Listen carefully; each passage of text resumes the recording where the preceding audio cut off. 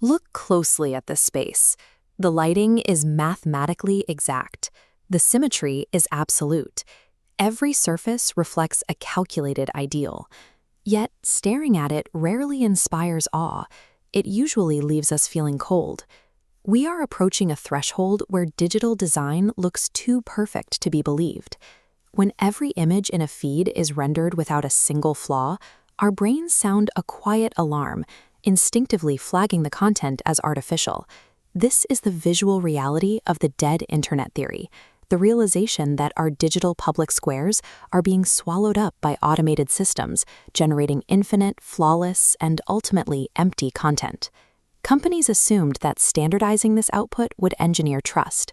They pushed for a frictionless, polished aesthetic, only to find that absolute perfection triggers the uncanny valley, where a brand's precision starts to feel like a deception. To understand why we are suddenly rejecting this algorithmic polish, we have to look back to the 1960s. Dissidents behind the Iron Curtain were already documenting the psychological toll of living within a perfect machine. Soviet and Polish science fiction writers like Stanislaw Lem lived within a state bureaucracy that demanded ideological and social perfection. They used the genre to critique these rigid utopian systems without alerting the censors. Their primary tool was a concept known as alterity, the encounter with an uncontrollable, incomprehensible other that the state could neither categorize nor control.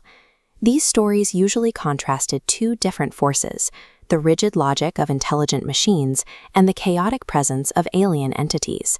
The machines mirrored the dehumanizing perfection of the bureaucracy. They represented human logic pushed to an automated extreme, resulting in environments where every detail was programmed and every person was a mere component.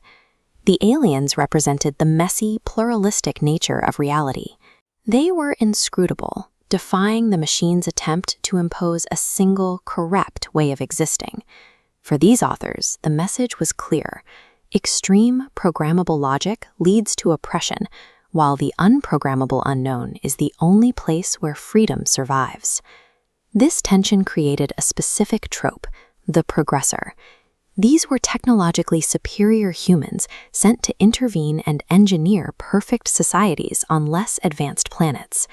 The progressors operated on a dangerous assumption that a flawless social system could be mathematically imposed on a flawed, messy population.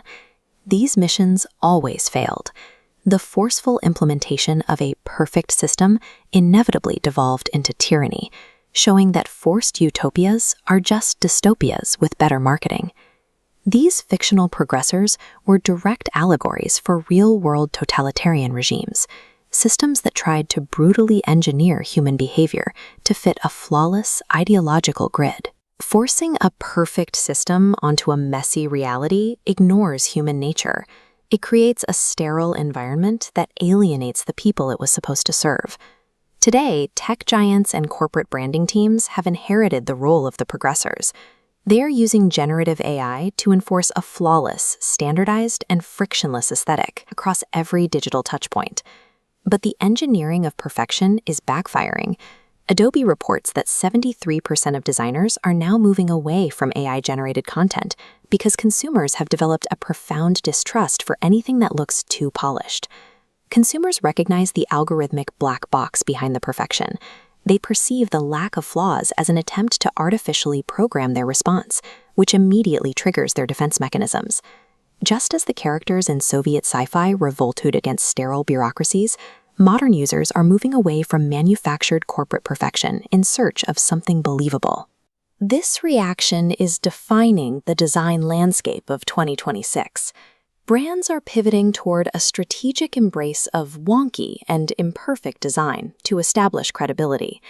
This anti-AI aesthetic is defined by visual markers that algorithms struggle to replicate: bouncy asymmetrical serifs, low ink textures, and hand-scrawled typography. These choices provide cryptographic proof that a living human was involved in the creation. In a sea of machine-generated content, a slightly uneven letter becomes a badge of authenticity. While AI makes impossible geometric errors, humans make expressive mistakes. lines that wobble, and colors that clash in ways that feel right. These flaws cannot be coded. They can only be felt.